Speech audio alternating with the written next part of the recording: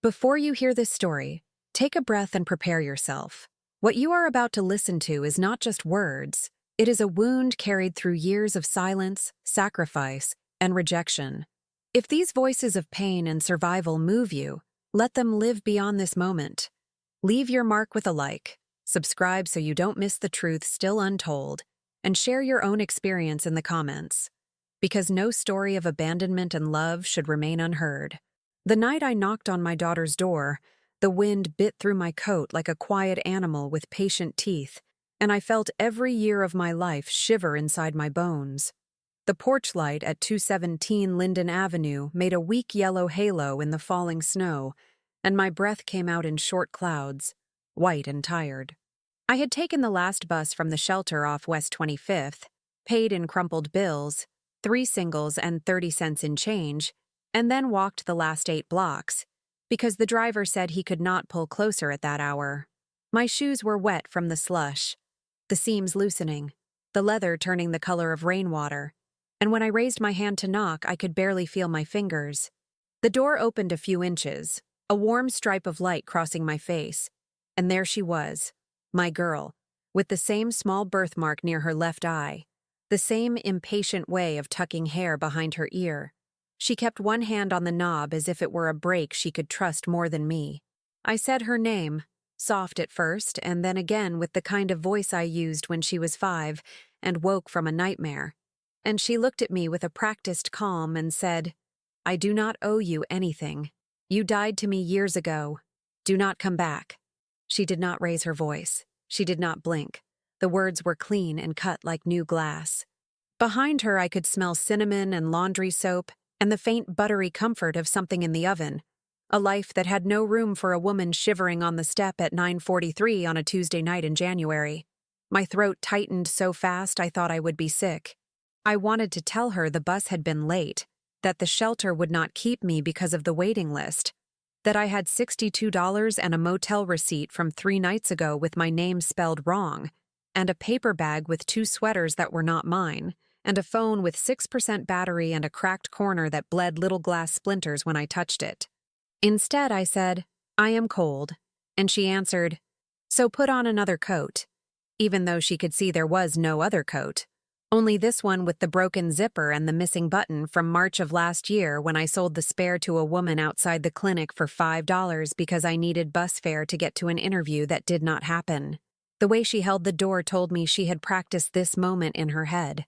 I could see the lines of it in her shoulders, the certainty of a boundary that had been held and rehearsed. I tried to say I had not come to ask for much. A couch, a night, one night to sleep without my shoes on, one night to remember what it felt like to listen to a house breathing. She shook her head and said it again, slower, like speaking to a tourist. "No, you are a stranger to me. There are words a person cannot absorb in one hearing. They land near you first, like coins on a table, and then they roll closer, and then they drop into the pocket of your chest and change the weight of everything you are carrying." I thought of the blue plastic bowl I bought her for her first apartment in 2015 from the discount aisle, the one with a thin scratch at the bottom and a sticker I never peeled off. I thought of the time I worked the night shift at the nursing home on Lorraine Road in 2008. The way my feet swelled in my shoes and I still walked home at 6 in the morning because the bus did not come that early, and how I would stop at the corner store and buy her the good yogurt with fruit at the bottom if it was on sale too for $3. I wanted to tell her I kept the receipt from her high school graduation cap and gown because I liked the way the numbers looked together, 78.45, a small fortune then, paid in 2 parts. Instead, I said, "I understand." And she nodded like a judge who has read the file and made a decision and cannot think about the face of the person in front of her for 1 second more. A dog barked somewhere down the street. A car door slammed. Snow kept falling, gentle and indifferent. My tears felt hot for a moment and then turned cold on my skin. She moved to close the door and I heard my own voice change shape, something old and childlike pushing through, and I said her name again, the way a person calls to a thing that is drifting away in a river. She paused, not out of doubt, but because kindness still lived somewhere inside her like a low light in another room. "Please," I said, "just hear me." She shook her head once. I have heard enough. I could see a coat on the wall behind her, a red knit hat on a small table by the stairs, a pair of little purple boots with glitter near the heater, and the sight of those boots made my knees weak. I had not known for certain, only guessed, but the boots told me there was a child here. My grandchild. Small feet. Size 9, maybe. The kind you can lift with one hand. There was a sting in my chest so sharp it felt like a wire pulled tight and then released. I wanted to say I brought a book, the one with sturdy pages and big pictures, the kind that survives the clumsy faith of small hands. I wanted to say I had practiced a story on the bus, the one about a rabbit that gets lost and finds its way home by following a smell of soup through the snow. She opened the door just enough that the warm air kissed my cheeks, and then she closed it until only the chain was visible and her eye in the narrow space. I mean it, she said. Do not knock here again. The chain rattled softly, a simple sound, and that was how my heart learned a new definition of final. I stood for a long time after the light vanished. The porch lost its shape and became only wood beneath my feet. I counted my breaths like coins. I tried to remember what my hands had done wrong. There is a way grief makes you an accountant. You inventory your years. You list your choices. 1996. The year I took the second job at the diner by the freeway. 10 hours on weekends for tips that smelled of cigarettes and lemon cleaner. 2003. The year I sold my wedding ring to cover a month of rent. $420 handed over to a landlord who would not look me in the eye. 2009. The year I borrowed $300 from a cousin who never let me forget it, and called it a loan each holiday like it was a story he liked to hear himself tell. 2017. The year I said words I can never unsay to the man my daughter chose because I believed I was protecting her from a kind of charm that always turns to cruelty once the door closes. The ledger is not kind. It does not consider fatigue or the small mercies that did not make the receipt. It does not count the nights you sit up with a feverish child, or the afternoons you skip lunch so someone else can have a larger portion. It remembers the times you missed, not the times you made it by a minute with shoelaces untied, breathless and sorry. When I finally turned to go, the snow had made a thin skin over the steps. My footprints were a crooked sentence leading nowhere special.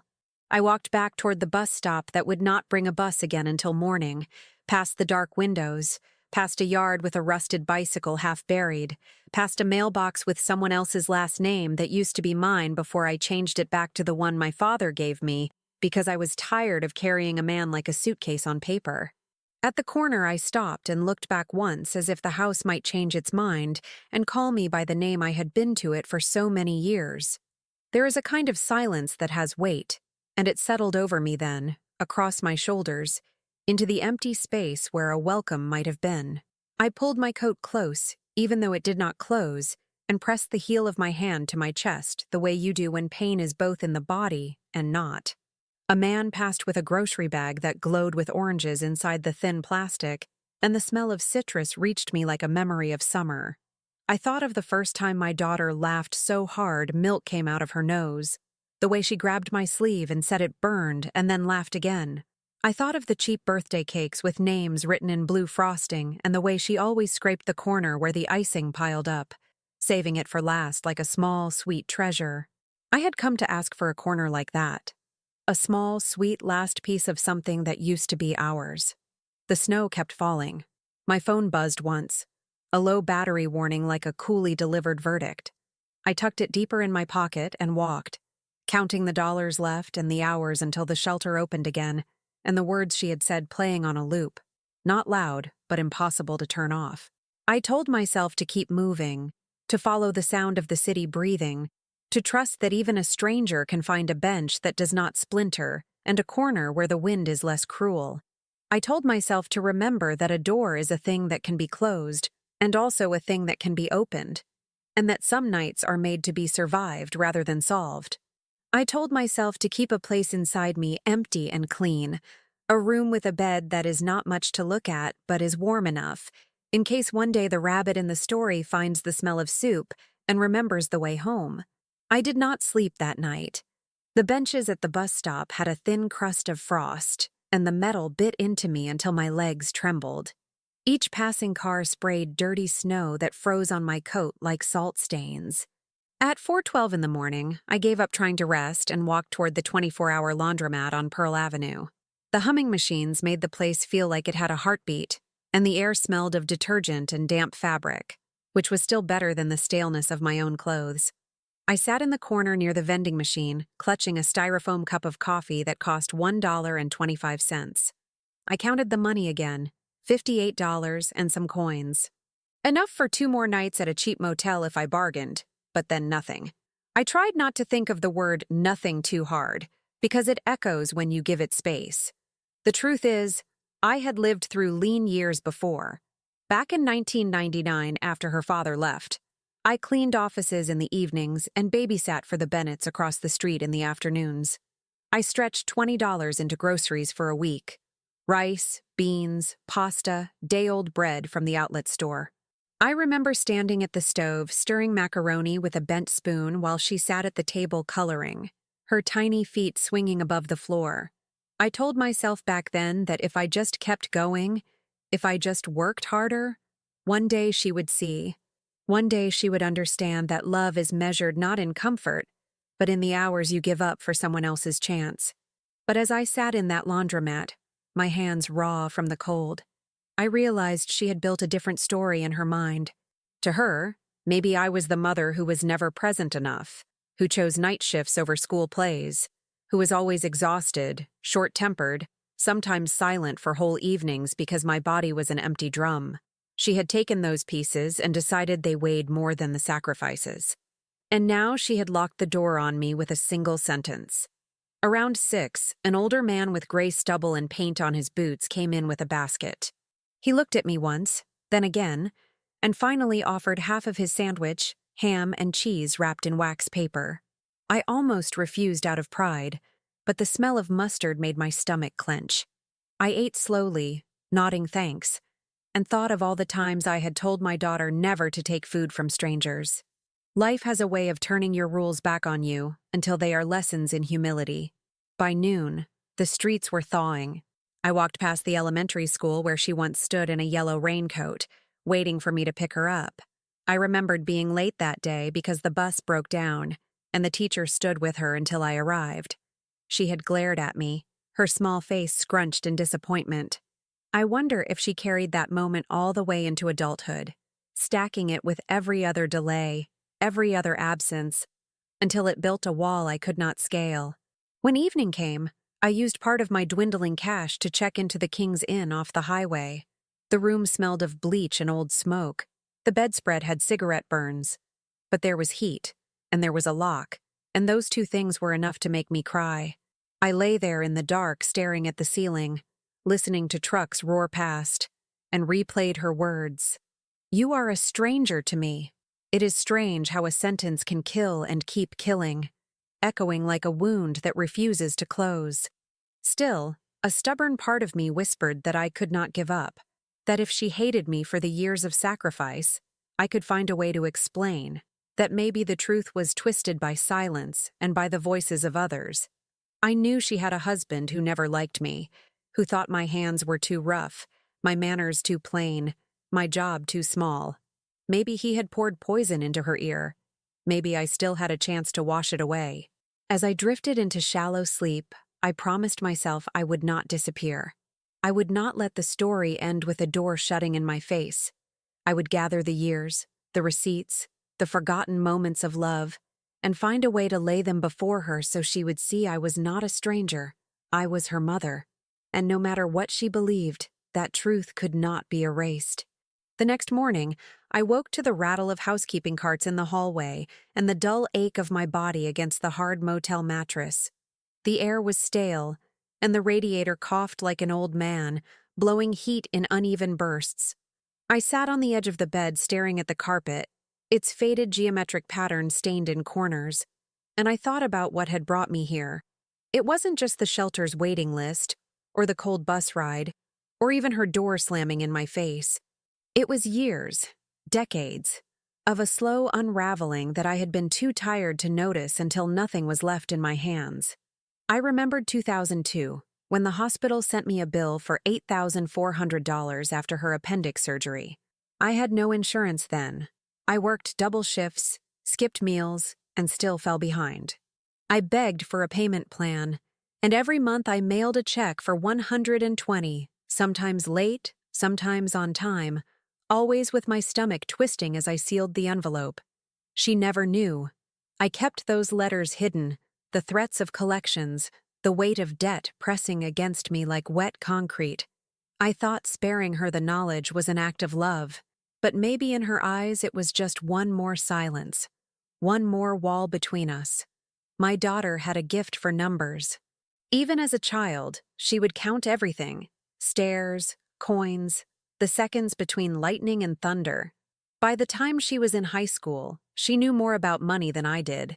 She saw me borrow from neighbors, stretch credit cards, juggle late fees, and I wonder now if that bred resentment instead of admiration. Maybe she thought I was weak, incompetent, someone to escape from, rather than someone to lean on. That afternoon, I walked past her neighborhood again. I didn't dare approach the house, but I sat on a bench across the street for nearly an hour, watching the curtains move. A child's laughter spilled from an open window, and my heart twisted because I knew it was my grandchild. A sound so light, so unburdened, carrying the kind of joy I once tried to preserve for her. I pulled the old children's book from my bag, the one with the rabbit, its cover worn and corners bent, and I traced the faded illustrations with my finger. I had bought it for $5 at a thrift store, thinking it could be my way in, a bridge between us. But sitting there, I realized I might never be allowed to read it aloud, never be the voice that soothed that child to sleep. When I finally stood, the sky was a flat gray. I felt the weight of every sacrifice. Selling my car in 2010 for $400 just to pay the gas bill, pawning the gold chain my mother left me, working holidays when the city felt deserted, and every storefront window mocked me with reflections of families inside. I carried those memories like receipts in a ledger, proof that I had given, that I had fought, that I had loved. But none of it was currency she accepted anymore. Walking back to the motel, I thought about manipulation, how family can twist love into guilt, how loyalty can be weaponized. I had played my part too. I asked too much of her once, in 2017, when my hours were cut and the rent was 2 months late. I called her in tears, begging for help, asking her to put her name on a lease I could no longer afford. She was only 23 then, just finding her own feet, and I see now how impossible that must have felt. She said no, and I swallowed my pride, but maybe in her mind that moment was the blueprint, me asking, her refusing, me depending when she needed distance. Back in the motel room, I placed the rabbit book on the table and stared at it under the weak lamp. The truth hit me hard. I wasn't just fighting for shelter. I was fighting for recognition, for proof that the years of sacrifice meant something to someone other than me. I wanted her to see that even in my failures, I had been a mother who tried. That night, as trucks roared past on the highway and the neon sign outside buzzed like an insect, I promised myself I would uncover the root of her anger. There had to be more than exhaustion, more than mistakes. There had to be a lie somewhere, a secret buried between us, something that had shifted her heart so far away that she could look at me and see a stranger. The lie revealed itself not in some dramatic confrontation, but in the quiet way truth often bleeds through the seams of everyday life. 2 days after the motel stay, with my money dwindling to $31.80, I went to the library downtown. The warmth there was free, and the chairs in the corner of the second floor offered a kind of invisibility. I was flipping through old newspapers when I overheard 2 women talking near the community bulletin board. One of them mentioned my daughter's name, clear as daylight. I froze, straining to listen without turning my head. They spoke about her husband, about how he told everyone she had cut me off years ago because of something terrible I had done. At first, I thought I misheard, but then one woman lowered her voice, saying, "She told us her mother stole money from her, thousands, back when she was in college. She had to rebuild her whole life without help." The words pierced me sharper than the January wind. I sat there with my hands shaking against the thin paper of a 2019 edition of The Plain Dealer. Money? Stolen? The story was wrong.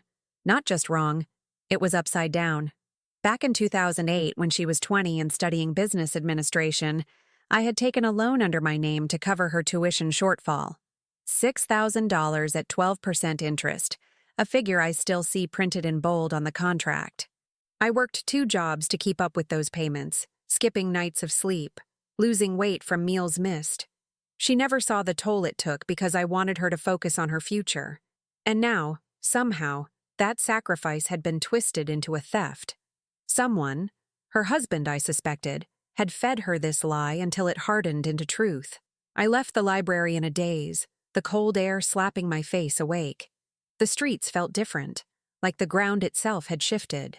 The betrayal wasn't just that she closed her door to me, it was that she believed I had wronged her in a way I never did. All my years of carrying debt like an anvil had been erased, replaced by a story where I was the villain. I walked aimlessly, past the coffee shop where I once met her after class, bringing her a blueberry muffin because she liked the sugar crystals on top, past the park where she practiced driving in the empty lot, gripping the wheel too tightly, her laughter rising every time she stalled the engine. Those memories should have been untouchable, but now each one felt like a counterfeit, poisoned by her belief in a lie I hadn't created. That night in the motel, I pulled the loan papers from the bottom of my bag. I had carried them all these years, folded and creased, proof of what I had done. My name, my signature, the payment slips stapled together like a rosary of struggle. I stared at them under the dim lamp and felt both vindicated and broken. Proof means nothing if the person you love refuses to see it. The manipulation was clear now. Her husband, with his smooth words and disdainful eyes, had turned her against me. I remembered the night of their engagement party in 2016, how he made a toast that sounded more like a verdict. To building new families and leaving the past behind. Everyone laughed, but his eyes cut into me like a warning. He had wanted me gone from the start, and slowly, methodically, he had built that wall between us brick by brick, lie by lie. I lay awake listening to the highway traffic, clutching those papers like they were a lifeline. I wasn't insane. I wasn't a thief. But how could I prove that to someone who refused to open the door long enough to look me in the eye? Still, a strange fire lit inside me. If the lie had stolen her from me, then perhaps the truth could bring her back. The thought was fragile, like a match in the wind, but it was enough to keep me from sinking into the dark emptiness of that room. The next morning I took the bus back to her neighborhood, though I told myself I was not going to knock again. My plan was only to leave the loan papers in her mailbox, folded in an envelope with her name written in my shaky handwriting. I thought maybe, just maybe, she would look at them when the house was quiet, when her husband was not around, and the truth might slip into her heart like a seed that cannot be ignored. But as I reached the corner, I saw her in the driveway, bending to buckle the small purple boots I had glimpsed days earlier. My grandchild. A little girl with dark hair pulled into 2 uneven pigtails, giggling as she stomped her foot to test the boot. My breath caught in my throat, and for a moment, the world blurred. She looked exactly like my daughter had at that age, restless, stubborn, full of life. I froze, the envelope burning in my hand. My daughter looked up and saw me. Her body stiffened immediately, and she rose, placing herself between me and the child. "I told you not to come back," she said, her voice sharp, low, the kind of tone you use when a dog strays too close. The child looked from her mother to me, curious, innocent, unaware of the storm in those words. I opened my mouth, but nothing came out at first. The papers shook in my hand. Finally, I whispered, "Please, just read this. That story you believe, it isn't true. I never took from you. I gave everything I had. These are the records. The loan. My payments. The years I carried it alone." Her eyes flicked to the envelope, but she did not move. Instead, she reached behind her, guiding the little girl toward the car. The child's laughter dimmed as she sensed the tension, her small voice asking, "Mama, who's that?" My daughter's reply cut me in half. "Nobody. Just a stranger." The word hit me harder than the cold ever could.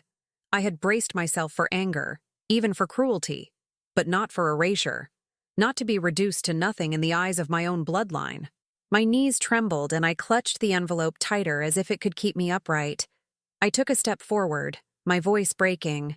Please don't let her grow up thinking lies. Don't let her believe I was never there. I was there. Every bill, every night shift, every empty stomach. I was there. For the briefest moment, something flickered in her expression, a crack in the stone. But then her husband's car pulled into the driveway. He got out slowly, eyes narrowing when he saw me, and walked over with the kind of casual arrogance that always disguised a knife. He put his arm around her shoulders, pulling her close, and looked at me like I was trash on the curb. "We've told you once," he said, his voice calm but sharp as glass. "You don't belong here. Don't make this harder than it has to be." My daughter leaned into him, and the flicker in her face vanished. She opened the car door for the child and strapped her in without looking at me again. My hand lifted weakly, the envelope still trembling, but he shook his head with finality. "Go," he said. I wanted to scream, to rip the papers open and scatter them in the driveway like confetti of truth. I wanted to pound on the car window and beg the child to remember my face. But I did none of those things. I turned and walked away, the sound of the car engine roaring behind me, my chest hollowed out. Back at the motel, I sat on the bed with the envelope in my lap. My hands would not stop shaking. The years of sacrifice were reduced to paper no one wanted to read. And yet, deep inside me, something refused to die. I knew there had to be a way. Through a letter, through someone she still trusted, through time itself, to pierce the wall of lies. Because I was not nobody. I was her mother. I stayed in that motel until the last of my money dwindled to less than $10. Each morning I would walk to the gas station for coffee. Each evening I would return with the envelope of loan papers still untouched in my bag, as though I was carrying a body no one else wanted to claim. The neon sign outside flickered, spelling Kings in some nights, the missing N, mocking me like a cruel joke. The sound of trucks on the highway became my lullaby, and the smell of bleach clung to my clothes so strongly I could taste it in my sleep. It was on the 5th night that a thought came to me. What if the betrayal wasn't only in the lie her husband had planted?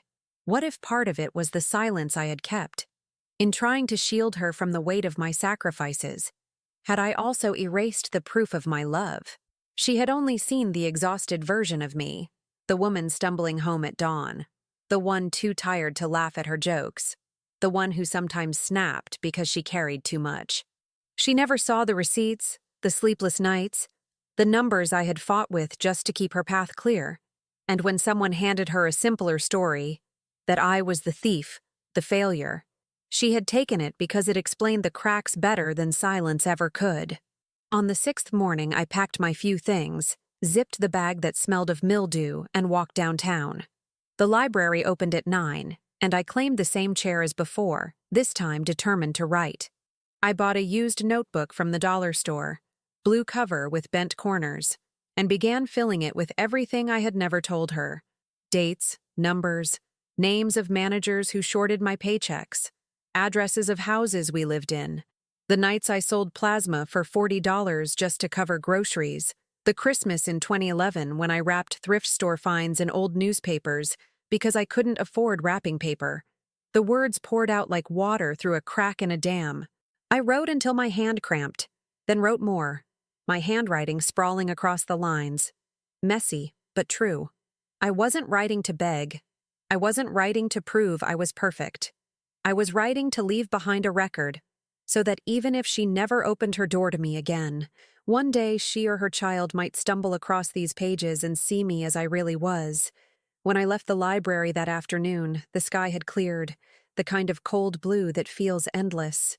I walked past the old diner where I once worked, the smell of grease and coffee drifting out as familiar as a ghost. The waitress at the counter didn't recognize me, and why would she? I was just another tired face. But I could still see myself in that uniform, 20 years younger, carrying plates with shaking hands, praying for tips that might stretch the rent. That night, I stayed in the shelter again. They had finally called my name off the waiting list, and I claimed a narrow cot by the window. The room smelled of sweat and damp wool, but the warmth was steady. As I lay there, clutching the notebook, I felt something shift inside me. For the first time in weeks, maybe months, I did not feel like I was unraveling. I had a story, and I was putting it down, piece by piece. Still, when I closed my eyes, I saw her face at the door, the way her hand gripped the knob as though she were holding back a tide. I heard the word stranger again, sharp and final. And yet, beneath the ache, I held on to a fragile hope that one day she might read these pages, that the truth might pierce through the lies, and that she would see I had always been there, even when I had nothing left to give. The shelter became a rhythm I hadn't known I could endure. Lights on at 6, breakfast of powdered eggs and burnt toast, a line of tired faces moving like shadows. Some of the women had stories etched into their skin deeper than mine, tattoos half faded, scars they didn't explain, voices that cracked when they mentioned children who no longer called. I fit among them in a way that was both comforting and devastating. We were all mothers, daughters, sisters reduced to waiting lists and borrowed cots, surviving on rules and rations. I kept my notebook close, adding to it each night by the window, writing until the ink bled through the thin pages. I wrote about the winter of 2005 when I slipped on ice walking to the bus stop and limped for weeks without ever seeing a doctor. I wrote about the year 2010 when I pawned my engagement ring for rent money and told my daughter it had been lost in a drawer so she wouldn't think less of me. I wrote about her laughter on a 4th of July evening when we couldn't afford fireworks but lit sparklers in an alley. And for a moment, the light on her face made me forget every debt. It was during one of those nights that I overheard a woman in the bunk beside me whispering to another about family betrayal. Her son had turned against her after her ex-husband spread lies, almost word for word the story I was living. She said, "The hardest part isn't the hunger or the cold. It's being alive in someone's world only as a villain you never were." Her words echoed inside me like a bell. The next morning, I decided to take a step I had been afraid to even imagine. I gathered my envelope of loan papers and my notebook and went to the community center where they offered free legal aid on Wednesdays. I waited 4 hours in a plastic chair, watching the clock, until a young attorney finally sat with me. I told her everything: the loan, the payments, the lie that had poisoned my daughter's heart. She looked through my papers carefully, nodding, and said quietly, "You have proof. If your daughter ever wants to know, you have something real to show her. Don't lose this." Her words steadied me in a way I hadn't expected. I left the center with my envelope clutched to my chest like a shield, feeling for the first time that maybe I wasn't powerless. Maybe I could reclaim my story, even if it took years. That evening, I walked past my daughter's street again, not to confront her, but to remind myself that love is sometimes endurance, not access. The curtains were drawn, lights glowing inside, the muffled sound of television drifting into the cold. I didn't knock. I didn't cry. I simply stood on the sidewalk, whispered her name once into the dark, and left. Back at the shelter, as I lay on the cot, I realized something. The years of sacrifice had not vanished just because she refused to see them. They lived in me. They lived in the scars on my hands, in the notebook pages inked with struggle, in the silent record of what I had given. And though she called me a stranger, I knew I had not been a stranger to my own devotion. That thought carried me into sleep, heavy but not hopeless. Because somewhere in the silence between us, there was still a possibility, thin, fragile, but alive, that truth might one day break through. Winter slowly gave way to the gray slush of March, and with it came small fragments of change. At the shelter, volunteers began to recognize my face, offering extra cups of coffee or leftover muffins at the end of breakfast. I started helping in small ways, folding blankets, calming the younger women who arrived trembling and ashamed, showing them how to line up early for the showers so the hot water didn't run out. It wasn't much, but it gave me a sense of purpose, a reminder that even in exile from my own family, I could still be useful to someone. Yet every step forward came with nights of crushing weight. I would close my eyes and see her again, standing in the doorway with her hand gripping the knob like a weapon. The word stranger still sliced through my chest in the quiet hours. Some mornings I woke convinced that I should let go, that acceptance meant survival. But then I would open my notebook and read what I had written, the pages swollen now with ink and memory, and I felt the fire return. No matter what they called me, I knew who I had been. One afternoon, while sorting through donated coats at the shelter, I found a child's jacket with a tear in the sleeve. It was purple, with tiny silver stars across the fabric. I froze, fingers trembling, because it looked almost identical to the one my daughter had worn on her first day of kindergarten. I had saved for weeks to buy that jacket, working an extra Saturday shift at the diner. She had loved it so much she refused to take it off, even in class. Finding this one decades later felt like a cruel reminder, but also like a message that love leaves traces, even when it is buried under lies. I patched the tear carefully, more gently than I'd touched anything in months, and handed it to a volunteer for another child who needed it. That night, walking back from the community center, I passed by a church with its doors open for evening service. The warm light spilled onto the sidewalk, and without thinking, I stepped inside. The pews creaked as I sat, and the scent of wax candles filled the air. A choir was practicing, voices rising and falling like waves. I hadn't been inside a church in years, but the sound pressed against something raw inside me. I whispered a prayer I wasn't even sure I believed in anymore. Let her remember me. Not the lie, not the silence. Me. Tears slid down my face quietly, hidden in the dark.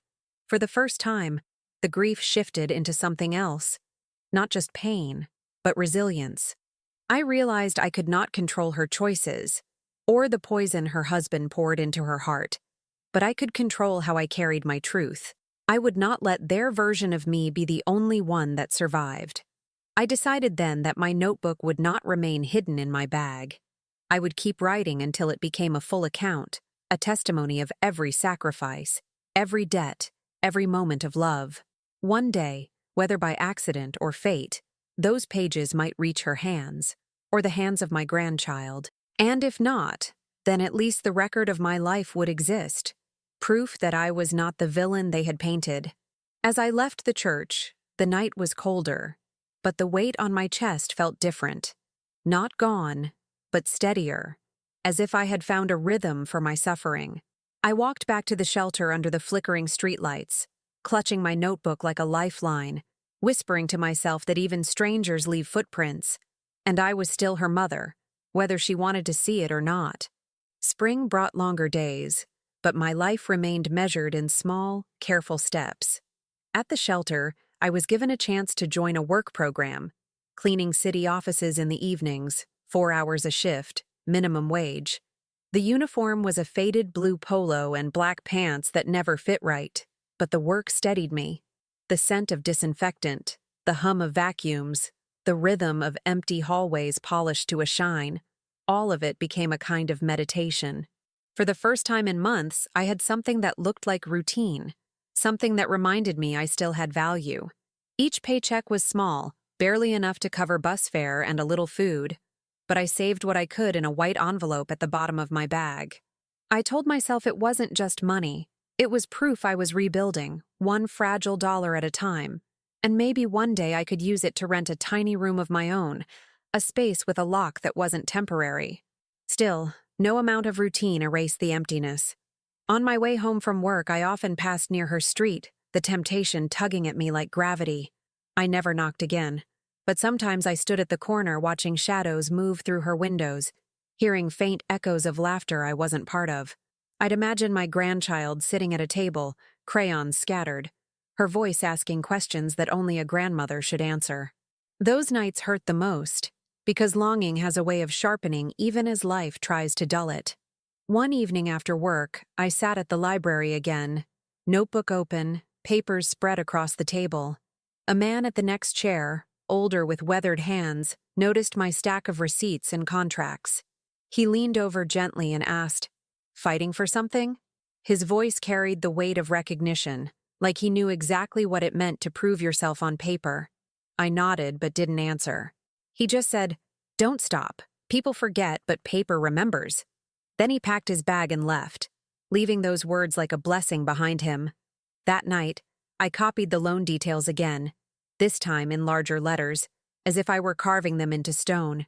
I wrote down not just the numbers but the feelings, the dread of answering phone calls from creditors, the relief of scraping enough for one more payment, the pride of knowing my sacrifice kept her in school when I could have let her drop out. Each word felt like reclaiming a piece of myself. The shelter grew crowded as more women arrived, some with children clutching their coats. I shared my story with a young mother one night, her baby wrapped in a blanket that smelled faintly of smoke. She listened quietly, then said, "They tell us we're strangers when they want us erased. But the truth doesn't vanish just because someone else is blind to it." Her words clung to me, fragile and fierce. As the days grew warmer, I found myself no longer just enduring but observing, catching the way sunlight spilled through the shelter windows in the morning, the way tulips pushed through cracks near the churchyard, the way life kept blooming even in broken places. And though the ache of her rejection never left, I felt a shift deep inside. I was no longer only the woman turned away at the door. I was the woman who had survived it, who carried her story forward in ink and memory. But survival is not the same as healing. Healing demanded something more, something I wasn't sure I had the strength to face, because sooner or later, I would have to decide if I could forgive her. And that question hung over me heavier than the winter cold ever had. Forgiveness is a word people throw around lightly, as if it were a key you can simply pick up and turn. For me, it felt like a mountain I stood at the base of, staring up at the impossible climb. Each time I thought of her face at the door, the way her lips formed the word stranger, the weight of betrayal pressed against my chest until I could hardly breathe. To forgive her meant to accept that my years of sacrifice could be discarded without acknowledgement, that my love could be rewritten as theft. And still I would choose love again. I wrestled with that every night on the narrow cot, the pages of my notebook spread around me like fragments of a broken mirror. I read my own handwriting over and over, receipts, debts, moments of tenderness, and tried to believe that the act of recording was enough. But deep down I knew it wasn't about proof anymore. It was about whether I could live without the door ever opening again. One Sunday, the church I had wandered into before held a community meal. I went, partly for the food, partly for the light in the music. After we ate, the pastor, a woman with silver hair pulled back tight, spoke about prodigal children. Everyone leaned forward, expecting the usual story of forgiveness for the lost one who returns. But she surprised me. She said, "Sometimes the child does not come back. Sometimes the door stays closed. And the work is not waiting. It is choosing not to let rejection define your worth." Her words cut straight through me. I realized I had been standing in that driveway in my heart every single day, frozen in the moment she shut me out. I had let her sentence become my identity. Stranger. Nobody. Dead. But those words weren't the sum of who I was. I was the woman who had worked 3 jobs, who had walked miles in broken shoes, who had lit sparklers in alleys to make a child laugh. I was the mother who never stopped showing up, even when invisible. That night, back at the shelter, I opened the notebook and wrote one final entry. I am not erased. I am not a stranger. I am her mother, and nothing can unmake that. I closed the cover, not with the feeling that the story was finished, but with the certainty that it was mine. No one else could take that away. Months passed, and though my daughter never reached out, I stopped waiting at the corner of her street. I carried the notebook with me instead, a testimony to years that mattered. I began to speak more to the other women, sharing pieces of my story not as a plea, but as a reminder that we were still whole, even when the world tried to carve us into shadows. Some of them called me Mama in the shelter, a nickname that felt like both a wound and a balm. And slowly, forgiveness took shape, not as a gift to her, but as a release for me. Forgiving didn't mean forgetting or excusing or pretending the hurt wasn't real. It meant I refused to live shackled to her rejection. It meant I could breathe again without knocking on doors that would never open. I still dream of her sometimes. In those dreams, she is small again, tugging at my sleeve, asking for another story before bed. I wake with tears on my pillow and a strange kind of peace in my chest. Because whether or not she ever lets me back in, I know the truth. I was there. I gave all I had. I loved her fiercely. And if the world calls me a stranger, so be it. In my heart, I remain her mother. And that is a truth no door, no lie, no silence can ever erase.